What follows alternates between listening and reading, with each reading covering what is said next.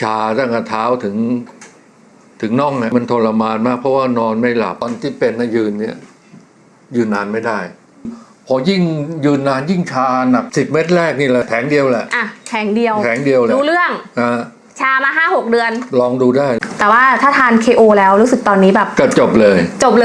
คือสินค้าตัวสุดท้ายของจริงที่ตัดสินใจใช่ไหมคะถ้าไม่ดีผมก็ไม่พูดผมว่าคนที่รู้ผลจะต้องพูดความจริงว่าบาปกรรมเปล่าๆนะไปหลอกคนบาปกรรมใช่ค่ะนี่มันดีจริงเชื่อไม่เชื่อก็ลองดูแล้วกันมันเวลาอยู่ดีๆคล้ายๆมีอะไรแหลมๆมาทิ่มที่เท้าเนี่ยจึ๊กหมายถึงว่าเท้าทั้งสองข้างเลยใช่ครับทรมานไหมคะช่วงที่มันทิ่มเนี่ยแต่ว่ามันทิ่มโดยที่ไม่เลือกเวลาเลยค่ะแต่ว่าไม่ทิ่มตลอดนะทิ่มจึ๊กแล้วมันก็หายไปแล้วนานมันก็มาอีกจึ๊กแล้วตอนนี้ไม่มีเลยตัดสินใจสั่งซื้อผลิตภัณฑ์ตัว KO มาทานละคะก็ความหวังครั้งสุดท้ายความหวังครั้งสุดท้ายหมายถึงว่าเห็นสื่อที่บุ๊กออกไปคือลูกค้าเขามีอาการเหมือนเราไม่ว่าจะมีอาการมือเท้าชาแขนขาอ่อนแรงใช่ไหมคะใช่ครับก็เลยดูแล้วก็มั่นใจใช่ไหมคะหลังจากนั้นแล้ว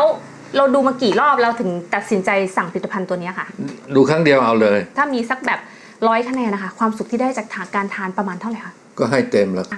ก็มันก็ดีขึ้นก็คือพี่เดชาทานวันละกี่เม็ดคะ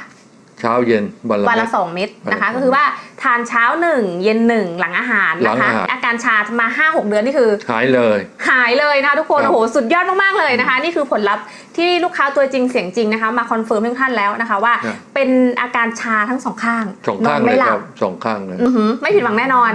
ครับเพราะว่ามันจบแล้วค่ะมันจบแล้วคือเราได้สุขภาพกลับคืนมาแล้วอาการผมจบแล้วค่ะตอนนี้พี่เดชาเดินได้คล่องขึ้นไหมเดินได้เดี๋ยวผมขับรถยังได้แล้วโอ้สุดยอดมากเลยแล้วตอน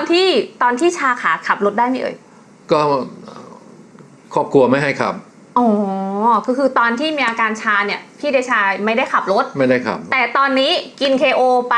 ขับรถได้แล้ว10 เม็ดนะคะมั่นใจเลยขับไปซื้อกับข้าวได้แล้วนี่นะคะเป็นการยืนยันนะคะเสียงจากผู้ใช้จริงที่มีความประทับใจกับสินค้าตัว KO ของเรามากๆเลยนะคะใครที่ดูอยู่เนี่ยไม่ต้องลังเลแล้วนะคะลองถูกที่ผลิตภัณฑ์ของเราได้เลยใช่ไหมคะพี่เดชาครับชามือชาเท้านิ้วมือนิ้วใดนี่ชาไปหมด